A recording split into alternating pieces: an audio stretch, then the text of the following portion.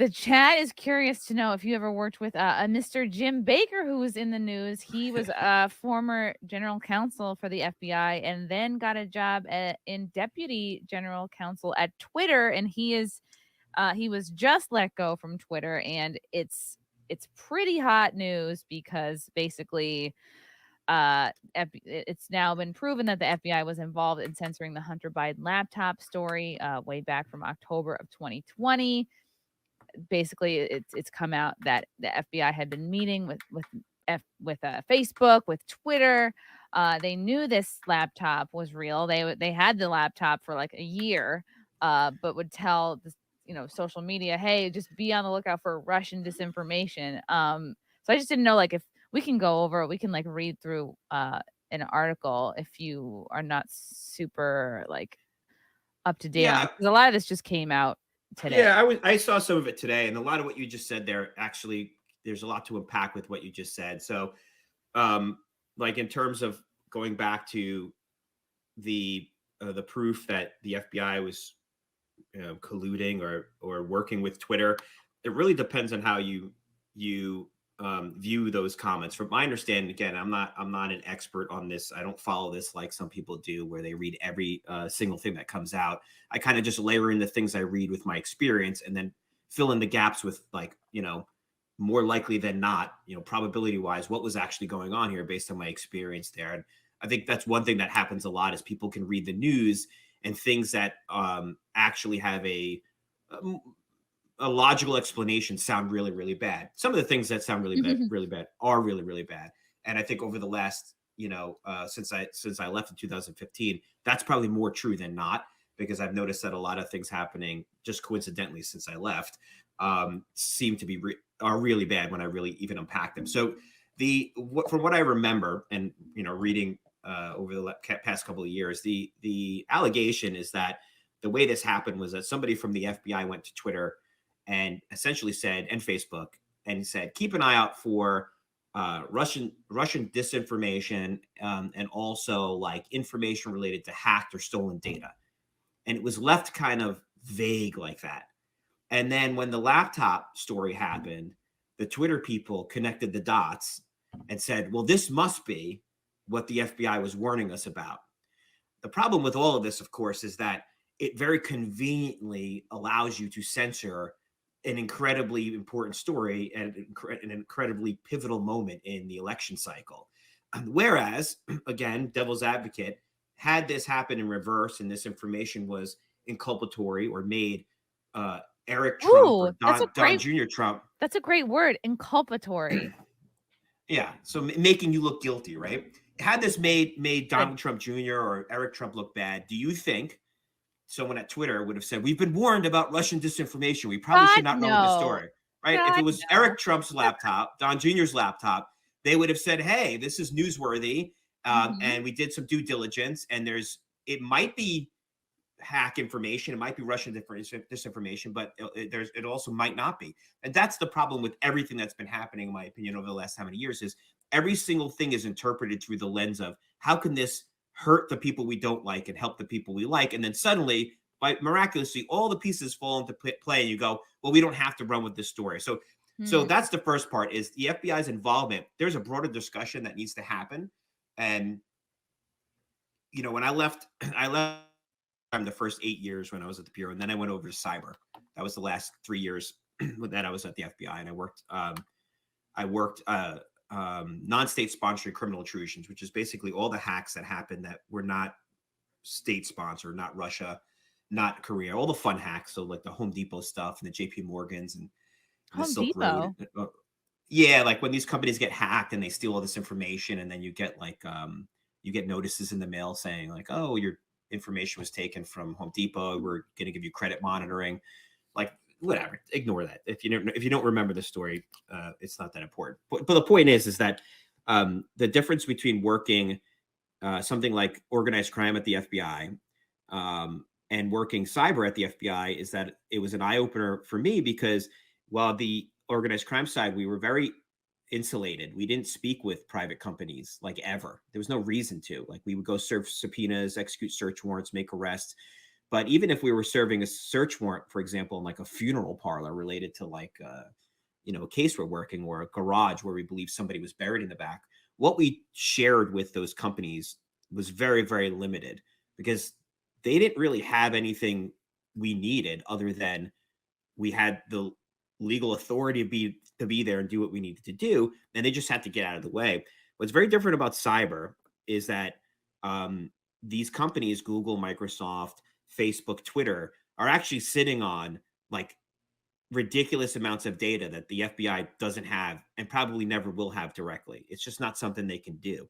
And this is the first time ever in history that we have a situation like this, where you have private companies that are actually in possession of data regarding people, civilians, citizens, that makes the FBI databases look like a fucking Excel spreadsheet. Looks like garbage compared to it. So what does that mean? That means that when the FBI is working a case, when I'm on in the cyber division at the FBI, and I need to get a search warrant over to Google, that means that depending on how they interpret that search warrant will depend on the quality of the information I receive in return.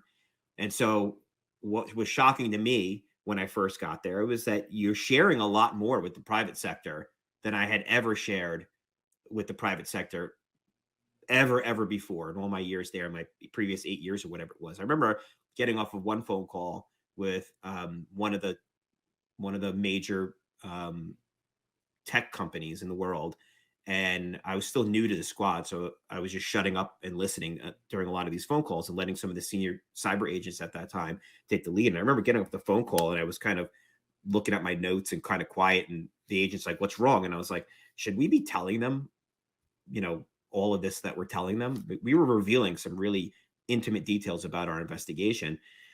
And he's like, "If we don't, we're not going to get what we need in return from them."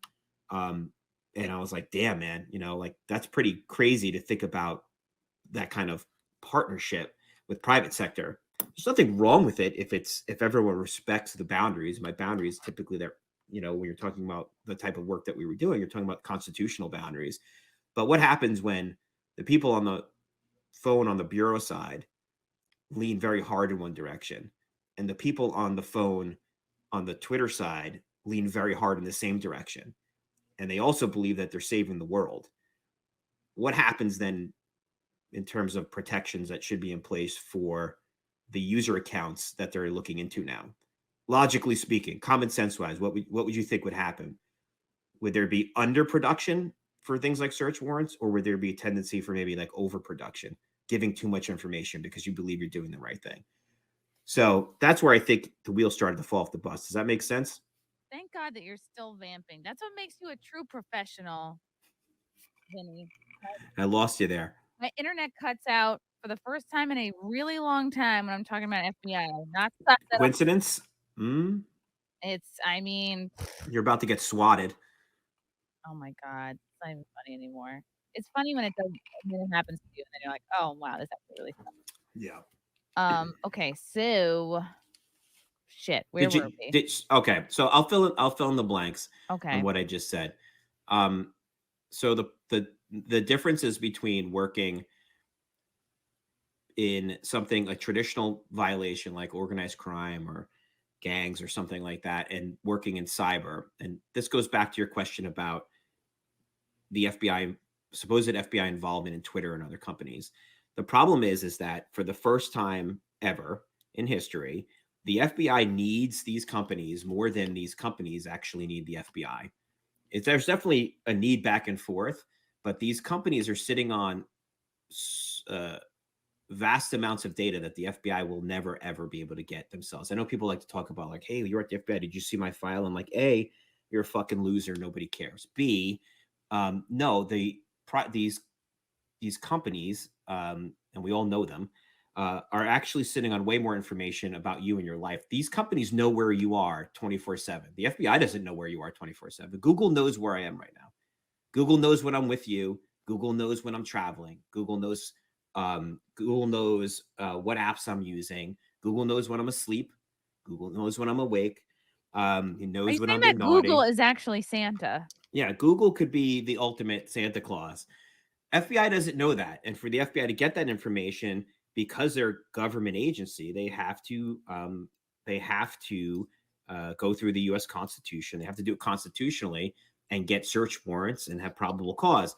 Google just needs you to click a checkbox on end user agreement, a EULA, right? That's all they need you to do. And you're going to click it because you really want that app and you really like having their shit on your phone. So for the first time ever, you have government agencies leaning on private sector.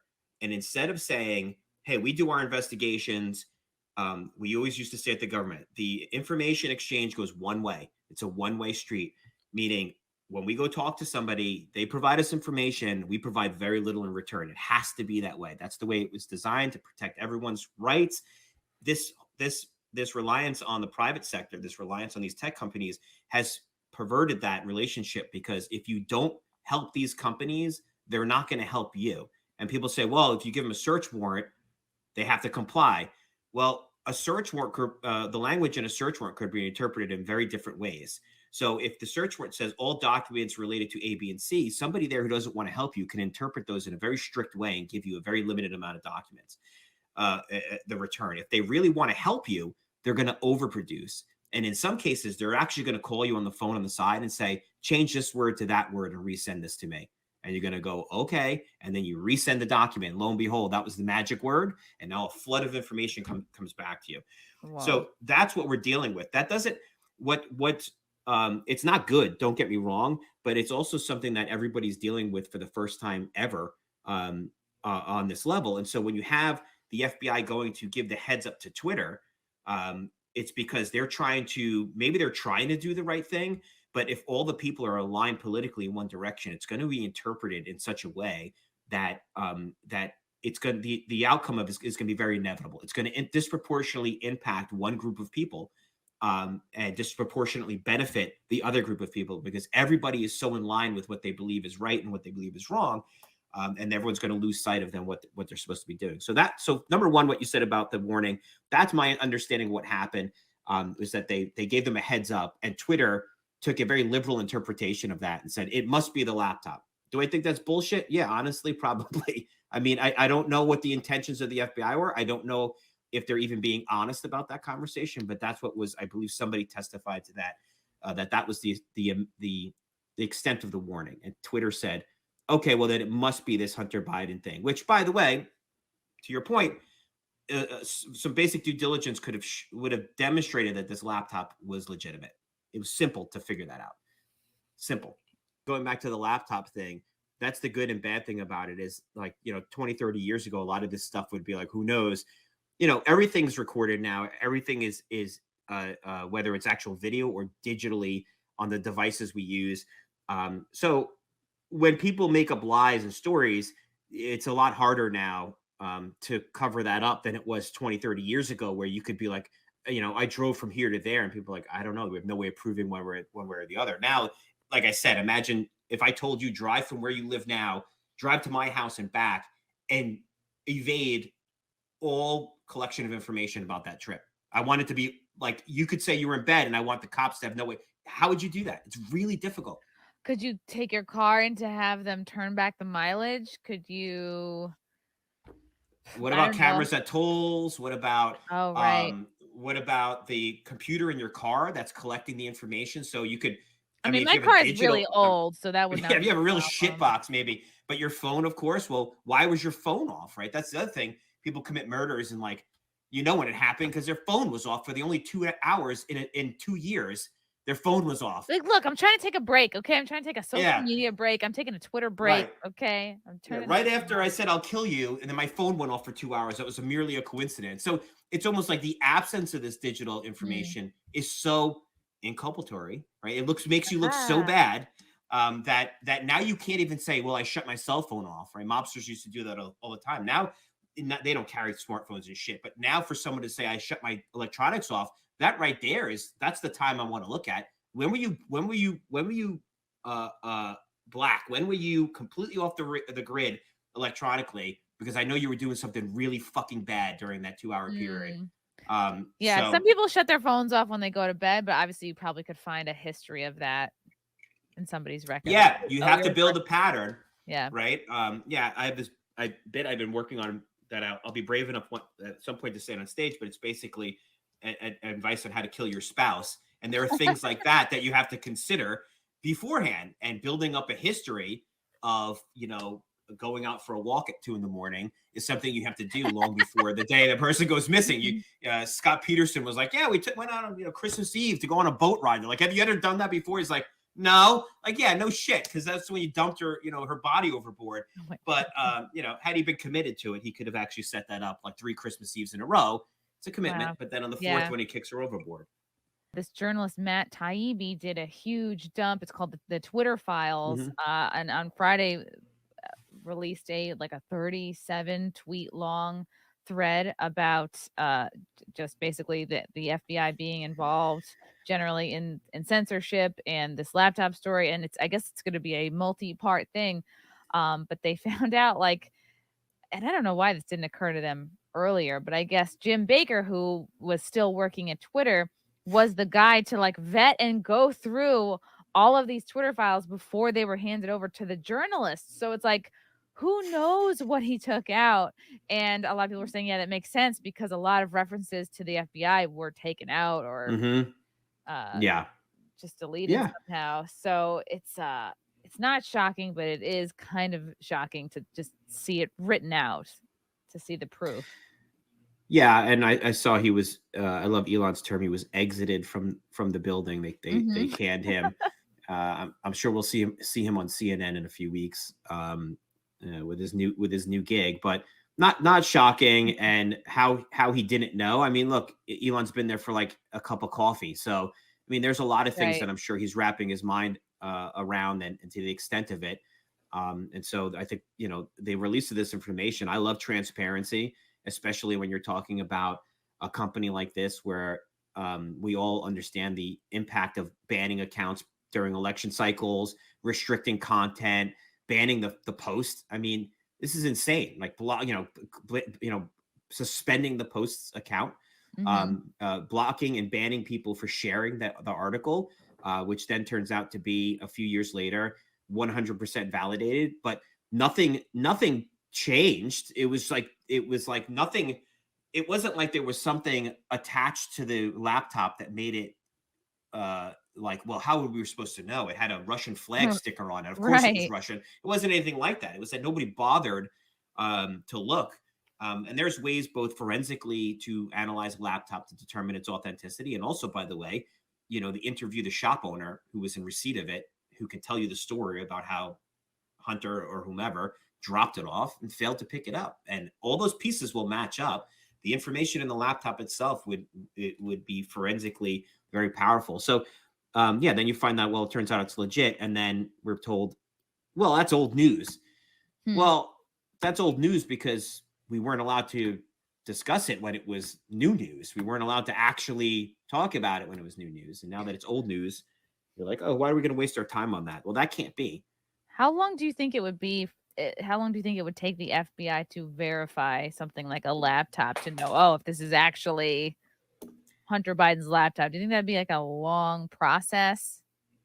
No, honestly, it's the countless ways somebody could look at a laptop and validate its contents in terms of, was this stuff planted here? Does this stuff belong to the purported owner? Put it this way, it would take you hundreds of hours to put a laptop together and plant information on it that covers even 6 months of someone's life and have it match up forensically.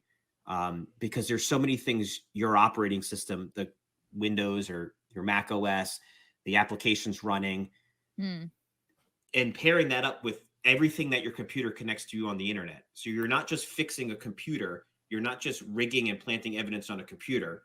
That's easy. You're now going to try to rig evidence on a computer and have it jive with every other company out there that laptop. So when he goes and he syncs with the cloud, you're going to have to go to Apple now and generate log information to match that he was logging in from this IP address, this geolocation, this application, and did A, B, and C activity with a company that the FBI has no control over. And then times that by, I don't know, 1,000 companies that you're laptop comes into contact with on like a daily basis while you're not even doing anything. Things are checking in. So it's so the idea that you couldn't look at a laptop and say, let's start with a basic analysis of like the contents of it, photographs, images, movies, and say, okay, do these look like the people that they would belong to? Do these videos and images look altered? Is it like, a crack pipe photoshopped in on, you could do analysis on that to determine the authenticity of just the files themselves and say, okay, well, if this is a legitimate photo of these people, okay, they could have come from a hack and then dumped in this computer, but then you can go investigate that and say, okay, do we have unauthorized access happening on Google Cloud for this person during the time period where these photos existed? And you'd see very easily, no, you don't. So it would start to paint a picture very, very quickly forensically that this was legitimate. And again, like I said, you start with the simple part of it, the gumshoe part of it. Go interview the shop owner, CCTV cameras, maybe receipts. I don't know. This sounds crazy. Interview the person it belongs to and say, did you drop your laptop off at a shop? Oh, you didn't? Were you in wherever this was, Delaware on this date? Oh, no, I wasn't. Well, that's funny because we have ABC information, which shows you were in Delaware on this day. In fact, we show that you were near this location at the time. Does this look like your signature? It does to us. So very easily you can break down that story and determine its authenticity. So this is not a difficult task. Yeah. It says before joining Twitter, Baker also worked as general counsel at the FBI, key figure in the Bureau investigation into alleged Russian interference in the 2016 presidential election. Attorney Michael Sussman met with Baker in 2016 and presented purported data and white papers that allegedly demonstrated a covert communications channel between the Trump organization and Alpha Bank, which is based in Russia. Sussman was accused of telling Baker that he was not doing work for any client, but later billing the Hillary Clinton campaign for the work. Sussman was acquitted earlier this year of one count of making a false statement to the FBI. Baker was also personally involved in the FISA warrant application to surveil Carter Page, who was working as an aide to former President Trump on the 2016 campaign. The application relied heavily on the discredited Trump dossier. Baker later admitted that his role in the Page FISA application was unusual. Let's see. Taibbi said Tuesday that he and another. Ooh, now Wait, pause there for a second. Now I want a soda. Well, that. Oh yeah, it's a hard seltzer. So pause there for a second because that's like one of those things that gets glossed over a lot too. So the unusual role, right? Hold on, it's backwards over here, so I have to read it over here. Hold on. Okay, you want me to scroll back? Yeah, I think it's right there. So he's saying how he was involved in the Carter FISA warrant in an unusual role. Anyone ever reading articles or hearing things, testimony, let's say, about what people did? This could be trial testimony or testimony up on Capitol Hill. It's very important. One of the things that as an investigator you want to look at is behavior of members, participants of a supposed conspiracy, whether what they were doing was like normal or abnormal. Is it typical for them to be involved in that or not? Because it's a red flag when you have people that are involved in things they wouldn't normally be involved in, because just like in your normal life, that usually means somebody might not necessarily be doing something wrong, but they're trying to do something that isn't going the way that they want it to. So if somebody's involved at a very specific level on an investigation where they would be 5 levels removed from that, then you have to start looking at why. Why were you getting involved in something that had nothing to do with you and you're trying to help? And then you look at that person's motivations and very easily you'd say, well, how are they politically motivated? And lo and behold, if you find that their political leanings go in the direction of where that ended up going, that's like a super red flag to me. And I think other people should watch out for that. And that's where the bureaucracy breaks down. That's where things that happen at the Bureau break down and bad things happen, because you have all sorts of, regardless of what you're talking about, that happened over the last 10 years at the Bureau, you're going to find tons of people doing things that they wouldn't normally be involved in, because they believe like I said, they were saving America. Saving democracy. Okay. Right. Okay, that's helpful. All right, let's go into this. Taibbi said Tuesday that he and the other journalist, Barry Weiss, were dealing with obstacles to new searches when Weiss discovered that Baker was responsible for releasing the files over the weekend. The news that Baker was reviewing the Twitter files surprised everyone involved, to say the least, Taibbi tweeted. Must have been Musk. Musk tweeted later on Tuesday that Baker's explanation for his involvement was unconvincing. James Comer told Fox and Friends First on Monday that the House Oversight Committee will likely call Baker and other Twitter executives to testify about their handling of the laptop story. Baker and former Twitter executive Vijay Gadde, I can't just not say Vijay. It's Vijaya, whatever, are probably the two most high-profile Twitter employees that we want to hear from. Comer said, "My advice to them is prior to coming before the Oversight Committee in January or February, as quick as we can get them in front of the Oversight Committee, is they need to look very hard to try to find evidence as to why they suppressed this story." And it sounds like the JJ really like took it upon herself.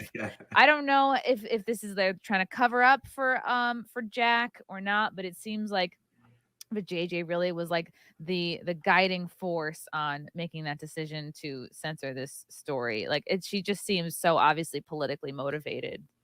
They're saying, and I read last week that, you know, whether they're trying to protect him or not, I don't know. But that Jack was not directly involved in a lot of this. I know a lot of people will say I find that hard to believe, but I don't know. For me personally, my opinion is I saw some major changes with Jack just casually over the last couple of years, to the point where there were conversations that he had with Elon and others. And I'm not alone in this. I don't think that got the sense that I think he realized this thing he had created had morphed into something. This was supposed to be a free speech platform. That was one of the underpinnings of this entire experiment. And I think he realized that best intentions aside, it started to go in a very, very different direction. And I think he realizes he lost control of it. It took on a life of its own. And again, total speculation, but there's a lot of things happening here that I honestly think secretly he's probably pretty happy about. He's tweeted as much. Well, he's tweeted a few things about like releasing information, and he's not like, this is a disgrace and these, you know, this data was private and was done under the best. He's not defending. Like I haven't seen any tweets in the last year defending the suppression of the laptop story. I haven't seen shit. Maybe if I'm wrong, somebody hit me up on Twitter and show it to me. A couple of questions coming for you that I forgot to read from David Carpenter. Vinny, with the FBI's poor reputation and politicization over the last few years, do you see a useful future for the agency, or should it be disbanded? This was such an easy question years ago, and it's actually a really difficult question now, and it pains me to say that. I don't think it should be disbanded. I think it could be salvaged. I think the FBI should go back to focusing on criminal work. When people talk about the FBI being a premier law enforcement agency, people don't realize the law enforcement part of it is very critical to that statement, meaning we became an intelligence agency after 9/11. And there's a whole podcast on that topic. But basically, the FBI, if you were alive and an adult during that time period, may remember, was under attack because of the failures, right? How did 9/11 happen? And the FBI is like, well, because, you know, we're basically we're a criminal law enforcement organization that does some intel, but we don't really do the intel part like super great. The CIA does, but they're not domestic. And so Mueller, in his attempt to save the Bureau, started flooding resources towards us focusing on becoming an intelligence agency more than a law enforcement agency. If we went, my humble opinion, if we went back to being a law enforcement agency, focused primarily on that, left this intelligence stuff to another agency, because it's a lose-lose scenario. I'm not really convinced there's a winnable way to do this anymore. Then I think the Bureau has a bright future. I think if we continue to emphasize the intelligence aspect of it, which, going back to this conversation, right? The Biden laptop thing was an intelligence exercise. There's nothing criminal about if Russia were to create a laptop, and, you know, that's an intelligence issue. That is not a criminal investigation. And boy, look how great we did in that scenario, right? Awful, just awful. And so meanwhile, I know agents that are still there that are my friends that are working phenomenal criminal investigations. They get no publicity, no attention, nothing. It doesn't matter anymore because it's overshadowed. So I think that's a legitimate question for the first time in a long time, because I know people have been calling for the disbanding of the FBI for a long time. And I thought that was kind of a preposterous question, but I think that's a legitimate question now. But I think it can be saved. It's just we gotta right the ship and focus more on law enforcement activities. Like, isn't there enough work for them to do? Like, just tackling human trafficking, Yeah. stuff with kids, drugs, the border, like the criminals coming. Like, I feel This like they'd be pretty busy with that. There is. But what happens when, going back to this conversation, it's the tail wagging the dog. What happens when the upper echelon is told by the current administration, we need to sell DT, domestic terrorism, as the biggest threat to this country and white supremacy, white nationalism. And then they say, we're going to give you money, Bureau. You better go find the fucking cases. Well, it's the tail wagging the dog. Suddenly, we have hundreds of cases on bullshit that people working there, like, this is not what I signed up to be an FBI agent for, to chase down morons on the internet that are white nationalists. That is some guy living in a basement. Yeah, an old lady walking into the Capitol right on the 6th. Yeah, go arrest her. Go shake her down. Yeah, or some parent at a parent-teacher or at a school board meeting, pissed off about some fucking crazy curriculum being deemed a domestic terrorist. It's bullshit. So yes, there is plenty of that, but when you have that tail wagging the dog aspect to it, and they're like, oh no, this is the big thing, and this happened after 9/11 too, right? Counterterrorism is where all the money went to the Bureau. They were like, this must be a big problem. The towers just fell. That logic is flawed, though, right? Because just because the scope of the attack, the magnitude of the attack was large, doesn't mean the scope of the problem generally is large. Because somebody could take advantage of a handful of vulnerabilities in how a country operates and do a lot of damage, but not have a vast network. It's 19 fucking idiots that got on a plane because our security at the airports blew, and because nobody thought about planes being used in that way.